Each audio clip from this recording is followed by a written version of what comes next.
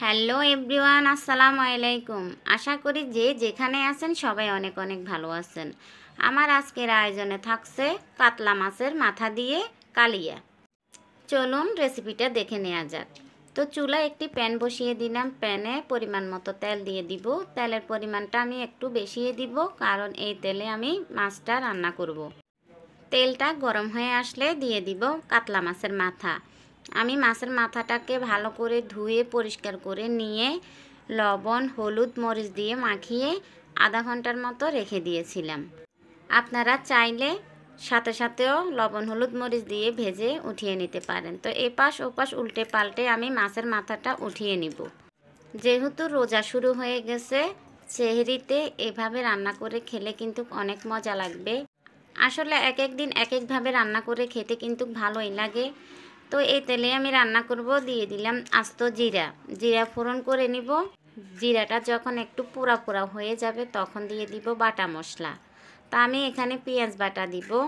আপনারা আস্ত পেঁয়াজও দিতে পারেন, তবে পেঁয়াজ বাটা দিয়ে রান্না করলে টেস্টটা ভালো আসে। আর জিরার কালারটা চেঞ্জ হয়ে আসলে খুব সুন্দর একটা ফ্লেভার বের হয়, অনেক ভালো লাগে। তো এখন দিয়ে দিলাম হাফ কাপ পরিমাণ পেঁয়াজ বাটা। তো আমি পেঁয়াজটাকে কিছুক্ষণ ভেজে নিব। এখন দিয়ে দিব 1.5 টেবিল চামচ পরিমাণ আদা রসুন বাটা। আমি আদা আর রসুন একসাথে বেটে নিয়েছি, সেখান থেকে 1.5 টেবিল চামচ পরিমাণ দিয়ে দিয়েছি। এখন আদা, রসুন, পেঁয়াজ ভালো করে ভেজে নিব, যাতে কাঁচা গন্ধ চলে যায়। আদা, রসুন, পেঁয়াজ কিছুক্ষণ ভেজে নেওয়ার পর দিয়ে দিব টমেটো বাটা। আমি এখানে 2টা টমেটো বেটে নিয়েছি, সেগুলো দিয়ে দিব। এখন আমি মশলাগুলোকে আরও কিছুক্ষণ ভেজে নিব। মশলাটা যত কষাবেন তত খাবারের টেস্টটা ভালো আসবে।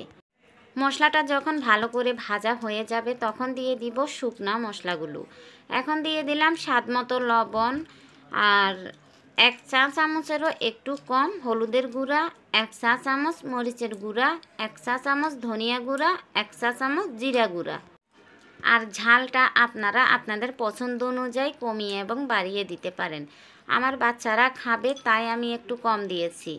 এখন দিয়ে দিব হাফ চা চামচ পরিমাণ গরম মশলার গুঁড়া। আমি সব কিছু একসাথে দিয়ে দিলাম। এখন মশলাটাকে ভালো করে কষানোর জন্য দিয়ে দিব হাফ কাপ পরিমাণ টক দই। আর এই টক দইটা আমি ঘরে তৈরি করেছি। আমি 2 টেবিল চামচ উঁচু করে গুঁড়ো দুধ নিয়েছি আর হাফ কাপ পানি দিয়েছি। এর মধ্যে আমি লেবুর রস মিশিয়ে টক দই বানিয়ে নিয়েছি। এখন মশলাটাকে খুব ভালো করে কষিয়ে নিব। মশলাটাকে আমি খুব ভালো করে কষিয়ে নিলাম। এখন দিয়ে দিলাম 1 চা চামচ চিনি। আসলে কাতলা মাছের কালিয়াতে চিনি দিলে ভালো লাগে, টেস্টটা অনেক ভালো লাগে। মশলাটা খুব ভালো করে কষানো হয়ে গিয়েছে। এখন দিয়ে দিব মাছের মাথাটা। মাথা দিয়ে মশলার সাথে ভালো করে মিক্স করে নিব। তো কিছুক্ষণ আমি মাছের মাথাটাকে মশলার সাথে কষিয়ে নিব। আর এভাবে যদি মাছের কালিয়া রান্না করা যায়, খাবারের টেস্টটা কিন্তু অনেক ভালো আসে। আর আমি যখন এটা বানিয়েছি আমার সাথে সাথে ফুরিয়ে গিয়েছে, সাথে সাথে খেয়ে ফেলছে, ছেলেমেয়েরা চেটে পুটে খেয়েছে। আসলে মাছ তরকারিটা না একদিন একভাবে খেতে ভালো লাগে, সব সময় একভাবে রান্না করে খেতে ভালো লাগে না। তাই আমি একদিন একভাবে রান্না করার চেষ্টা করি। তো যখন ভালো করে কষানো হয়ে গিয়েছে তখন দিয়ে দিব পরিমাণ মতো পানি। আমি এখানে 1.5 কাপ পরিমাণ পানি দিয়েছি। পানি দিয়ে তো এটাকে এখন কিছুক্ষণ রান্না করে নিব। তার দিয়ে দিব 2টা কাঁচামরিচ। কাঁচামরিচগুলো বেশি ঝাল আমি বেশি দিলাম না, তাই 2টা দিয়েছি, একটু খুব সুন্দর একটা ফ্লেভার আসার জন্য।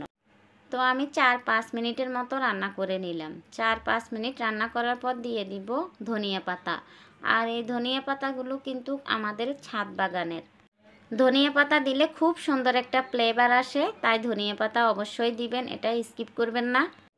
এখন চুলার আঁচটা মিডিয়াম আঁচে রেখে আমি আরও 4-5 মিনিটের মতো রান্না করে নিব। তো আমার রান্নাটা প্রায় শেষের দিকে। তো এখন আমি চুলা থেকে নামিয়ে নিব। চুলা থেকে নামানোর আগে দিয়ে দিব 1 চা চামচ পরিমাণ ঘি। ঘিটা দিলে খুব সুন্দর একটা ফ্লেভার আসে, খেতে কিন্তু অনেক ভালো লাগে। আর মাছের কালিয়া যখন রান্না করবেন ঘিটা দিবেন। আপনারা দেখে বুঝতেছেন কত সুন্দর একটা কালার এসেছে, কত সুন্দর হয়েছে, কতটা লোভনীয় হয়েছে, দেখে মনে হচ্ছে এখনই খেয়ে ফেলি।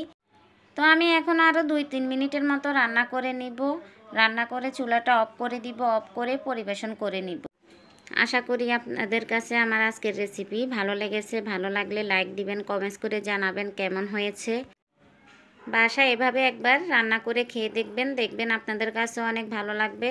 তো আমার রান্নাটা হয়ে গিয়েছে, এখন আমি চুলাটা অফ করে পরিবেশন করে নিব। ওয়াও, দেখে কতটা লোভনীয় হয়েছে, কতটা টেস্টি হয়েছে, না খেলে বুঝবেন না। আপনারা সেহরিতে এটা রান্না করে খেয়ে দেখতে পারেন, দেখবেন আপনাদের কাছেও ভালো লাগবে। আমি যখন এটা বাসায় বানিয়েছি তখন বাচ্চারা চেটে পুটে খেয়ে নিয়েছে। আমার আর সেহরির জন্য রাখা হলো না, সাথে সাথে খাওয়া হয়ে গিয়েছে। তো বন্ধুরা, সবাই ভালো থাকবেন। আশা করি আমার আজকের রেসিপি ভালো লেগেছে। তা আবারও ফিরে আসবো অন্য কোনো দিন অন্য একটি নতুন রেসিপি নিয়ে। তো সবাই ভালো থাকবেন। আল্লাহ হাফেজ।